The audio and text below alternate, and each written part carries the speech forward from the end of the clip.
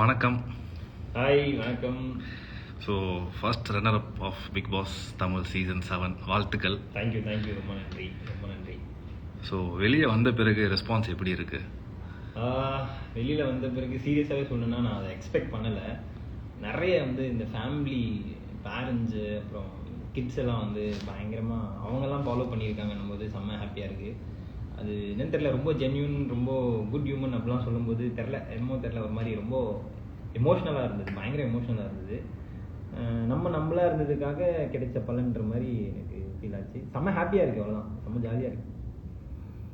So நீங்கள் வீட்டில் இருந்த வர உள்ளே யார் உண்மையாக இருந்தாங்க, யார் பொய்யா இருந்தாங்கன்ட்டு? பொய்யா இருந்தாங்கன்றது எனக்கு தெரியல, ஏன்னா யாரையுமே எனக்கு அவ்வளோ இதுவாக தெரியாது. ஒரு சில பேர் தவிர எனக்கு அவ்வளோ தெரியாது. உண்மையாக இருந்தது எனக்கு கேட்டால் தினேஷ் நான் பயங்கர உண்மையாக இருந்தேன். ஏன்னா அவர் எது இருந்தாலுமே ஸ்ட்ரைட் ஃபார்வர்டாக அதை சொல்லிட்டு தப்பாக இருந்தாலுமே அது என்கிட்ட ஃபீல் பண்ணுவாப்புல. ஐயோ இந்த இடத்துல நான் சொல்கிறத கேட்டுப்பாப்புல, இந்த மாதிரி ஐயோ சொல்லியிருக்கக்கூடாது அப்படின்னு சொல்லி. எங்கேயோ எனக்கு அது ரொம்ப உண்மையாக இருந்த மாதிரி. விஷ்ணுவும் சரி, அவன் புலம்புறதே தெரியும் உங்களுக்கு எல்லாருக்குமே.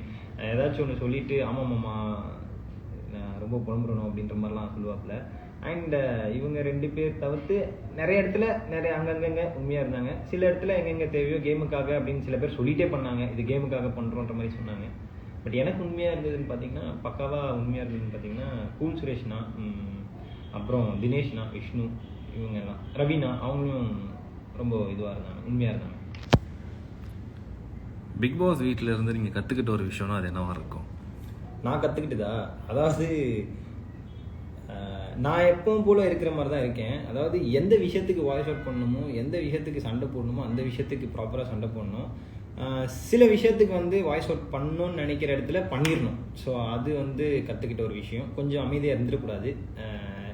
பட் ஆனால் அமைதியாக இருந்தது தான் என்னோட ப்ளஸ்ன்னு நிறைய பேர் சொல்கிறாங்க. பட் ஆனால் நான் கற்றுக்கிட்டது எங்கே வாய்ஸ் அவுட் பண்ணணுமோ அங்கே பண்ணிடணும். ஸோ அதுதான் மெயினாக நான் கற்றுக்கிட்டது. அண்ட் இன்னொன்று சொல்லுவேன், ஃபன்னாக சொல்ல போனால் சமையல் கற்றுக்கிட்டேன். நல்லா சமையல் பண்ண கற்றுக்கிட்டேன். ஜோவிகா, விசித்ரா மேம், தினேஷ் நான் இவங்க கூடலாம் சேர்ந்து, கூலண்ணா இவங்க கூடலாம் சேர்ந்து சமையல் கற்றுக்கிட்டேன். இது ஒரு ஃபன் நோட்டில் சொல்கிறேன், ஏன்னா அது ரொம்ப இம்பார்ட்டன்ட் எனக்கு வெளியில். ஸோ அதனால் அதுவுமே கற்றுக்கிட்டேன். சிறப்பு. ஸோ பிக் பாஸ் வீட்டில் இப்போ நீங்கள் வெளில வந்த பிறகு மிஸ் பண்ணுற ஒரு விஷயம்னா அது என்னவா இருக்கும்? மிஸ் பண்ணுற விஷயம்னா அதான் இந்த டீமோட உட்காந்து பேசியிருந்தாங்க. அது பழகிடுச்சு ஒரு மாதிரி, பயங்கரமாக அதுக்கு இதாகிட்டேன் நான்.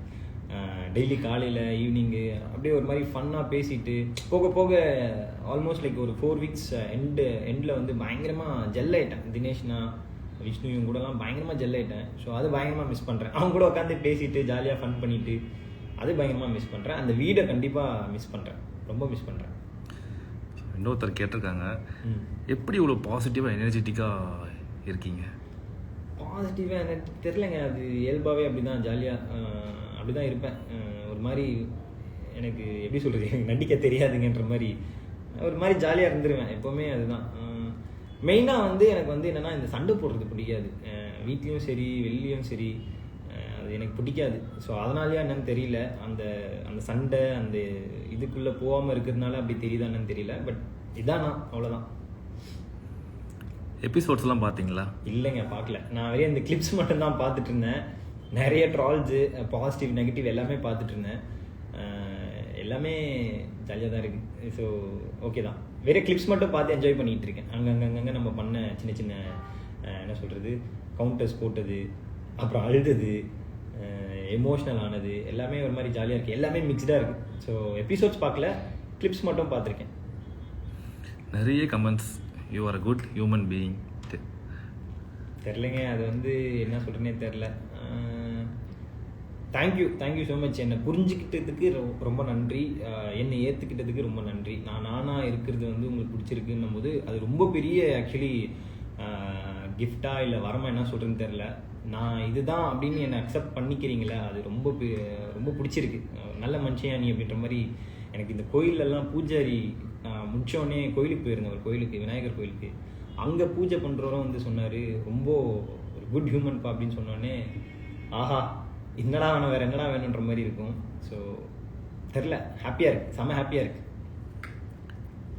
யார் ரொம்ப ஸ்ட்ராங் கண்டஸ்டன்ட்னு நீங்கள் நினைக்கிறீங்க? ரொம்ப ஸ்ட்ராங் கண்டஸ்டன்ட் பிரதீப். அவர் இருந்தாப்புல, அவர் பயங்கர ஸ்ட்ராங் கண்டஸ்டன்ட்டு. ஸோ அவருக்கு அப்புறம்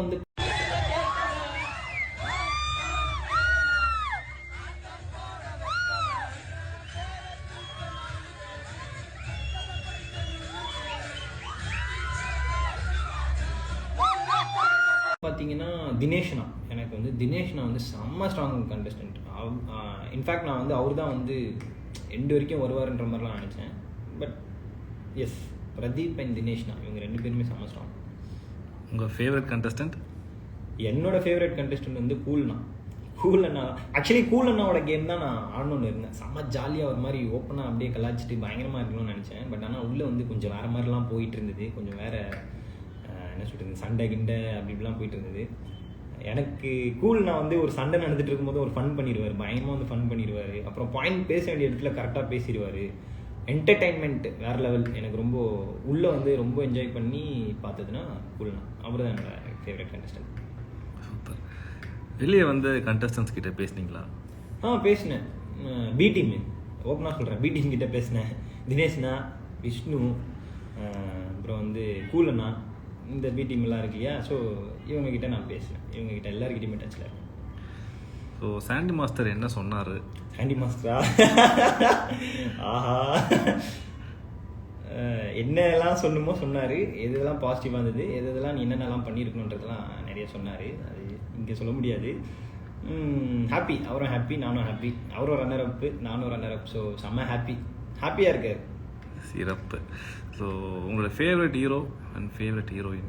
ஃபேவரட் ஹீரோ வந்து எப்போவுமே தளபதி தாங்க. எனக்கு ரொம்ப தளபதி தான், விஜய் சார் ரொம்ப பிடிக்கும். எல்லாருமே ரொம்ப பிடிக்கும். எல்லாருமே சொல்கிற மாதிரி தான், எல்லா ஹீரோஸுமே ரொம்ப பிடிக்கும். இண்டஸ்ட்ரியில் இருக்கிறதுனால ஒருத்தர்கிட்டேருந்து ஒரு விஷயம் ரொம்ப பிடிச்சிருக்கும்.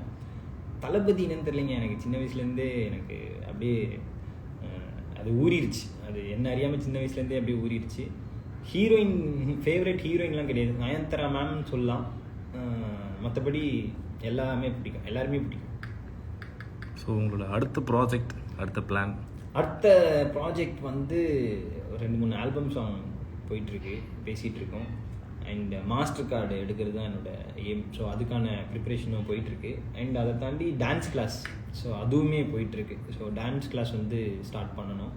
ஸோ இப்போ தான் வெளியே வந்திருக்கேன், இப்போ தான் லைட்டாக அப்படியே செட்டில் ஆகிட்டுருக்கேன். இனிமேல் அதெல்லாமே ஸ்டார்ட் பண்ணணும்.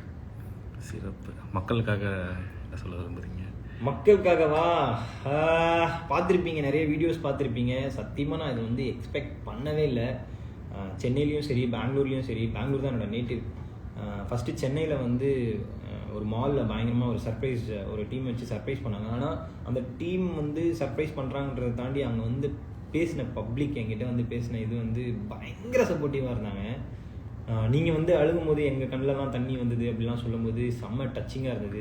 அண்ட் நான் வந்து நிறைய சின்ன சின்ன இடத்துல வந்து ஏதோ கவுண்டர்ஸ்லாம் போட்டிருக்கேன், நிறைய ஏதோ கலாச்சி வச்சுருக்கேன். அதெல்லாம் வந்து சொல்லும்போது நான் சொன்னேன், இங்கே சொல்லியிருக்கேனா அங்கே சொல்லியிருக்கேனா அப்படின்னும் போது, இங்கே சொல்லியிருக்கீங்க அங்கே சொல்லியிருக்கீங்கன்னும் போது அதெல்லாம் ரொம்ப மைன்யூட்டாக அதெல்லாம் வந்து நோட் பண்ணி சொல்லும் போது செம்ம ஹாப்பியாக இருந்தது.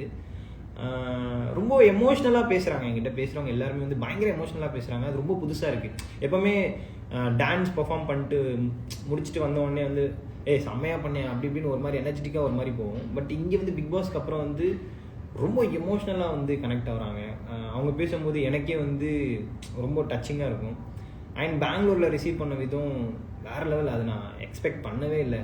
அண்ட் இப்போ கூட வந்து எப்போவுமே வெளில பார்க்கும்போது அப்படியே பேசுவாங்க, என்னப்பா அப்படி பாருங்க அப்படின்னு. இப்போலாம் வந்து அவங்க வீட்டு பையனாக அப்படியே நினச்சி பேசுறது வந்து செம்ம ஹாப்பியாக இருக்குது. ஒரு என்னன்னு தெரில, ரொம்ப ஹாப்பியாக ஃபீல் ஆகுது. அவங்க வீட்டில் ஒருத்தராக பார்த்து என்னை பேசும்போது செம்ம ஹாப்பியாக இருக்குது. ஸோ இது வந்து எப்படி சொல்கிறேன்னு எனக்கு தெரில. நான் கண்டிப்பாக அவங்க எல்லாருமே என்டர்டெயின்மெண்ட் பண்ணிகிட்டே இருப்பேன். கண்டிப்பாக இந்த ஜோன் விட்டு வெளியே வந்து வேறு மாதிரி ஒரு என்டர்டெயின்மெண்ட் கண்டிப்பாக அவங்க எல்லாருமே பண்ணிகிட்டு இருப்பேன். ஸோ தேங்க்யூ மக்களே, ரொம்ப நன்றி. வாழ்த்துக்கள், நன்றிகள். Thank you so much.